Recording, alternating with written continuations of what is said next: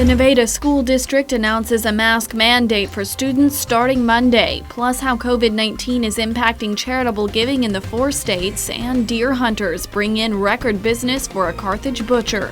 The 4 states' most watched news starts now. A crash in McDonald County claimed the lives of 2 Springdale, Arkansas residents on Saturday. This is KOAM News at 10. I'm Kate Kelly. Missouri State Highway Patrol says the accident happened around 10 a.m. after 53-year-old Telney Helson's Toyota Corolla began skidding on the wet road, moving into the southbound lane and into the path of another car on Missouri 59, about 2 miles south of Missouri 90 in Knoll. Telney and his passenger, 42-year-old Marciana Bacardrick, died on the scene. The other driver and passengers involved in the accident, all from Neosho, escaped with minor injuries. The Nevada R5 School District will implement a mask mandate for grades 6 through 12 starting Monday. School officials made the announcement early this afternoon. All NHS students must wear masks before entering the building and will remain masked while in all classroom settings. Students who forget or lose their mask will be supplied with one. Any student who fails to comply with the mandate will be sent home immediately. COVID-19 is putting a financial strain on families, and while many nonprofits are trying to help, a new study released from the Better Business Bureau shows charities are struggling too. KOAM's Caitlin Shive took a look and has more. With the holidays coming up and the thought of giving back on people's minds, the Better Business Bureau conducted a study to see what giving looks like during the pandemic. In terms of how it's changed from this time last year to right now, is we're seeing a lot more people who are actually donating to family and friends. So previously we saw big institutions that people were mainly more likely to donate money to, big charities, very well-known charities that are nationwide.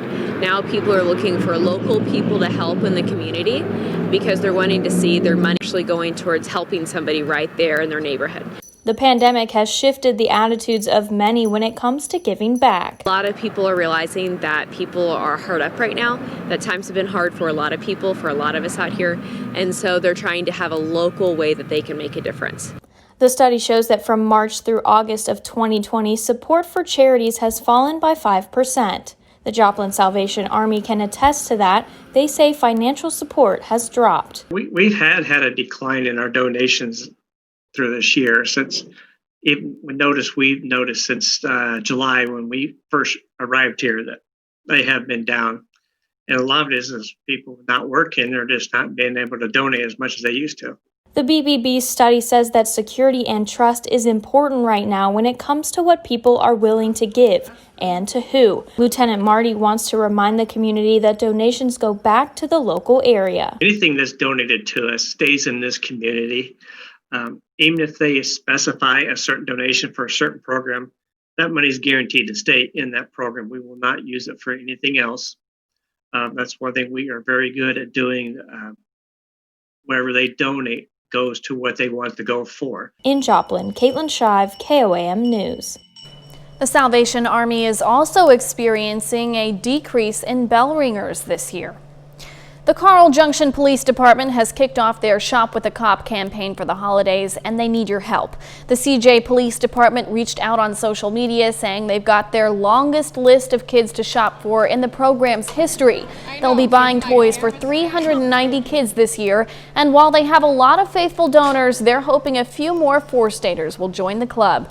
Anybody who wants to make a donation can drop it off at the Carl Junction Police Department or give them a call at this number, and they'll come directly to you to pick it up.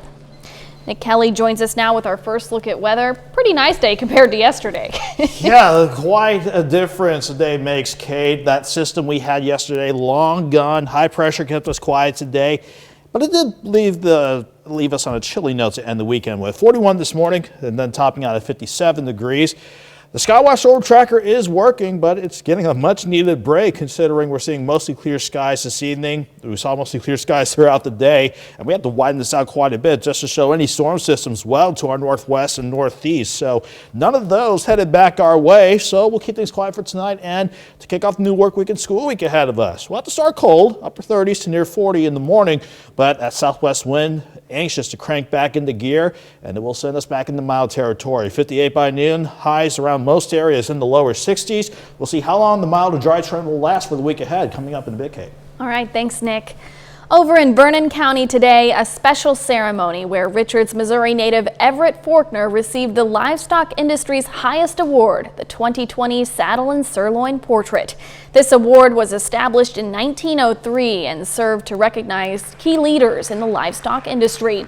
Faulkner's family farm in Nevada consists of 2,000 acres of crops, a swine genetics company, a premium pork marketing branch, and a purebred cattle operation. Along with this honor comes the establishment of the Faulkner Livestock Judging Fund at the University of Missouri and the Faulkner Family Visionary Leadership Fund to support programs of the National Junior Swine Association. Faulkner's portrait will hang in the Livestock Industry Hall of Fame located in Louisville, Kentucky. November firearms season kicked off for many Missouri hunters this weekend, and that means processors like Cloud's Meats in Carthage are extra busy. Check out this line. Mike Cloud, owner of Cloud's Meats, shared this image saying that this is the first time they've had to stop taking deer this early, cutting things off this afternoon. He says the deer are large and there are lots of them. Cloud's is only taking what they can safely refrigerate, but they're hoping to start taking more later tomorrow. Once they hit about 1,200 head, they'll stop taking deer to focus on beef and pork customers. Through the Looking Glass, a retro shop in Joplin held its second swap meet for the year with about 13 vendors taking part in this morning's gobble swap. The owner, Lucas Sarkini, says after having a successful swap meet back in September, there were requests to have another one, so he obliged. Sarkini also says he wanted to have the swap meet before the holiday season to give people a chance to make a few bucks or find that perfect present. You know, a lot of times before holidays, people like to clean out their closets or the toy boxes, make room for obviously new things to come. It's always nice to be able to make a couple extra dollars for the holiday as well. And so we're hoping to kind of help people do both of those things. Through the Looking Glass plans to have another swap meet in the spring. That's news and weather in our first 7 minutes. Just ahead, the presidential transition remains rocky despite new calls for Trump to concede. And we'll blast off from the Kennedy Space Center. Stick with us. There were new calls today for President Trump to allow for an orderly presidential transition, but most Republicans remain silent or support the president's baseless accusations about election fraud. CBS's Chip Reid is at the White House. President Trump spent this Sunday golfing and tweeting up a storm. Early this morning, writing this about President-elect Joe Biden. He won because the election was rigged. Critics and even some Republican supporters took that to mean that Mr. Trump was finally admitting that he had lost. I expect Joe Biden to be the next president of the United States. It was good actually to see President Trump tweet out that he won. But the president soon followed up with another tweet stating he, Biden, only won in the eyes of the fake news media. I concede nothing. Rudy Giuliani, who's heading the president's team challenging the election results, told Fox News Mr. Trump is not backing down. Is the president right now in this tweet conceding this election? No, far from it. What he's saying is more, I guess you'd call it sarcastic. Obviously, he's contesting it vigorously in the courts. But several lawsuits filed by the president and his supporters have already been dismissed by the courts. And an election oversight team in the president's own Department of Homeland Security found this election was the most secure in American history. That is just the reality. Joe Biden won this election. Ron Klain, named by President-elect Biden to be his White House chief of staff, said today that because Mr. Biden will become president during a pandemic, the transition must be seamless. And that includes giving the Biden team access to the people working on a vaccine. We now have the possibility, we need to see if it gets approved, of a vaccine starting perhaps in December, January. Our experts need to talk to those people as soon as possible so nothing drops in this change of power. In a statement, former White House Chief of Staff John Kelly tells CBS News, quote, "It is not about the president or about Mr. Biden. It is about America and what is best for our people. Mr. Trump should order the transition process begin immediately. It is the right and moral thing to do." Chip Reid, CBS News, the White House. After a one-day delay, a crew of 4 lifted off tonight aboard the SpaceX Crew Dragon capsule on their way to the International Space Station, where they'll live for the next 6 months. CBS News correspondent Mark Strassman is at the Kennedy Center in Cape Canaveral, Florida. 0. Ignition. 4 astronauts lifted off Sunday night on a SpaceX rocket flight to the International Space Station. U.S. Air Force Colonel Michael Hopkins is leading 2 Americans, physicist Shannon Walker and astronaut Victor Glover, as well as Japanese astronaut Soichi Noguchi, on the 27-hour trip to the space station. Glover will become the first black astronaut to spend an extended period aboard the space station, about 6 months. The astronauts named their SpaceX Crew Dragon capsule Resilience in light of this year's global challenges. This liftoff was given a 50-50 chance of even happening. For NASA and SpaceX, heavy winds scrubbed Saturday's original scheduled launch. After the launch, the rocket's first stage separated from the spacecraft and re-entered the Earth's atmosphere, landing nose up on a drone ship out in the Atlantic. It will be reused for the next crewed flight scheduled for March. Vice President Mike Pence and Second Lady Karen Pence were on hand to watch the launch. The mission, called Crew 1, culminates a 6-year, multi-billion-dollar effort by NASA and SpaceX. It will start a regular crew rotation of flights to the space station using American-made commercial spacecraft. Mark Strassman, CBS News, at the Kennedy Space Center in Cape Canaveral, Florida. No longer relying on the Russians for rides into space, NASA can increase the number of astronauts who live and work aboard the $100 billion International Space Station. A little later, health officials voiced concerns over the holidays as COVID-19 cases continue to rise in the U.S. Plus, we're going to stay quiet and mild for the next several days. We'll break down the forecast up next.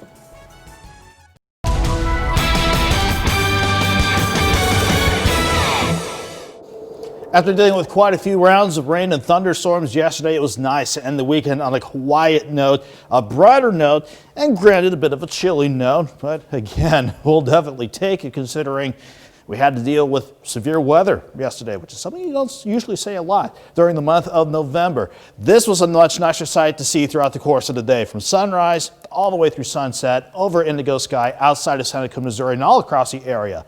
Plenty of sunshine, making this a pretty nice way to wrap up the weekend. As far as rain stats go, needless to say, nothing today, but the rain yesterday put us over 1.5 inches and over the 43 inches for the year so far. Normally we should be close to 42, so we're above that number by 1.18 inches. Still can't believe that last year, one of the wettest years on record, at this point, we were almost pushing 60 inches in terms of rainfall. On the heels of the last storm system, that west wind certainly brought in the chill this morning. Upper 30s to lower 40s to start your Sunday morning out. But despite that west wind, we did see temperatures rebound. Most of us in the middle to upper 50s, but a few spots like Fredonia, Independence, Welsh, areas west from there did see temperatures edge back near 60. We'll see more of those 60s finally kick back in tomorrow. But in the meantime, it has gotten cool fast, with most of us already sitting in the upper 30s and lower 40s for the night, and I think that's where we're going to stay, upper 30s to near 40, because of a south wind ready to kick back into gear, and ultimately it will bring us back into mild territory tomorrow with mostly sunny skies. We're looking at a mild Monday with highs back near 62. It is nice to see absolutely nothing going on right now on the radar network and the entire Skywatch storm tracker. That same storm system that gave us strong to severe storms yesterday still causing severe weather, but from the mid-Atlantic up into New England with heavy snow on the colder side of that storm system. We continue to say goodbye and good riddance to that system as it continues to work toward the Atlantic. High pressure sliding to the south, ready to bring that south wind back in and ready to bring the mild air back in. And not to mention a few things upstairs trying to help us out, mainly this upper ridge, ready to slide out of California into the Central Plains. That'll keep us mild and dry for the next several days before we see our next storm system work itself out of the Pacific and start heading our way. In the meantime, though, what can you say? It's nice to keep things quiet again tonight. Definitely want to bundle up, though. It's going to be a cold night if you're going to be out late, and certainly as we get back to work and school in the morning. Lows drop to about 39 on the average, but that south wind at 5 to 10 during the morning cranks up to 10 to 20 out of the southwest during the afternoon. That kicks us to 58 by noon. Afternoon highs in Joplin right around 62. I'm thinking lower 60s on the Missouri side and our corners of Kansas and Oklahoma. I wouldn't be surprised if we had some mid-60s pop up before the afternoon's all said and done. Let me quickly show you much of the week. It's all about this upper ridge, keeping us quiet and mild all the way through the week until Friday. Then our attention will shift to our next storm system ready to work in from the west. This will be our next chance for rain as we head towards Saturday and Sunday as we get closer to the Thanksgiving holiday. Before we see the rain chances back in by then, we're looking about as dry and bright as can be for the next several days. 62 tomorrow, mid-60s Tuesday and Wednesday, and back near 70 for Thursday and Friday, Kate. All right, well, that sounds great to me, especially the 70s up there on the board. Yeah, we better enjoy these while we can, because I would imagine it has to get cold at some point. Eventually. It will. All right, thanks, Nick. Just ahead, why some Missouri restaurants are seeking litigation against a St. Louis County official. Several family-owned restaurants are filing a lawsuit against St. Louis County Executive Sam Page over COVID-19 restrictions that take effect early this coming week. Ray Preston reports in Webster Groves, Missouri. Here at Olive and Oak in Webster Groves, cars are lined up to pick up their orders curbside. With a ban coming on indoor dining later this week, many restaurants say this is going to be a huge financial blow as they move into one of the most important times of the year. It's a Saturday night and the diners are starting to arrive. The reservation list is full. Co-owner Mark Hinkle has 4 restaurants and a huge event space, which can't hold huge events right now. During the pandemic, loyal customers have continued to show their support, but the upcoming tighter restrictions will be tough. We have 130 employees between the 4 restaurants and the event space, and curbside can't support all those jobs. So that's the biggest concern. These new restrictions come as the county has added an average of more than 700 new cases every day this week. That's the highest weekly average since the beginning of the pandemic. But Hinkle says precautions are in place. Restaurants not operating in the way that they're supposed to be can certainly be bad and could certainly cause super spreader events, etc. If you're running at 25 to 50% capacity, you're wearing masks, you're doing all the things that we're doing and a lot of our colleagues are doing, it's safe. It's certainly no more dangerous than going to the grocery store. Some diners have been using carryout more than ever just to support area restaurants. But we've tried a lot of different restaurants and restaurants that are new and that we haven't necessarily been to before just for their carryout and try to help them out. Restrictions will be affecting area churches, limiting gatherings to no more than 10 people. Some have been moving toward in-person gatherings again. Others have had only online services for months. We want to try to keep our people as safe as possible. The Reverend Tommy Pearson is the pastor of the Greater St. Mark Family Church in North County. I am discouraged. I mean, I have been out of the pulpit for almost, 7 or 8 months. These tighter restrictions will go into effect in the county at 12:01 a.m. on Tuesday. They will remain in effect for at least 4 weeks, at which time they will then be reevaluated. The restaurants filing suit claim Page's restrictions are too overreaching. We take this time now to honor another 4-state hero. Matthew Friend served as a sergeant in the Army, spending time stationed in Kosovo, his hometown, Joplin, Missouri. We thank you, Matthew Friend, our 4-state hero. COVID-19 is making a record-shattering resurgence this fall. An average of over 1,100 Americans have died each day from the virus over the last week. With colder weather and the holidays approaching, there's concern the coronavirus could spiral out of control. CBS News correspondent Nancy Chen reports from New York.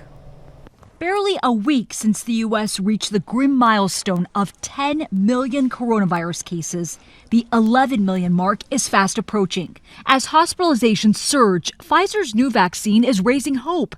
But Dr. Anthony Fauci says even when a vaccine does become available, Americans should not let their guards down. We've got to get the vaccine, it's got to be deployed, and we can't abandon fundamental public health measures.